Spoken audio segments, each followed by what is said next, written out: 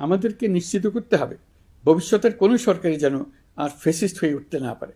রাষ্ট্রকে এমনভাবে মেরামত করতে হবে যাতে কখনো কোথাও ফেসিবাদের লক্ষণ পাওয়া গেলেই সেটিকে যেন তাৎক্ষণিকভাবে সেখানেই নির্মূল করা যায়, আর যেন 16 বছরের জন্য অপেক্ষা করতে না হয়, বহু মানুষকে প্রাণ দিতে না হয়, আমাদের যেন আরেকটি গণ অভ্যুত্থানের প্রয়োজন না হয়। আজ এই মহান দিবসে আপনাদের সামনে এই বক্তব্য রাখার পর থেকেই আমরা আমাদের সর্বশেষ এবং সবচেয়ে গুরুত্বপূর্ণ অধ্যায়ে প্রবেশ করব।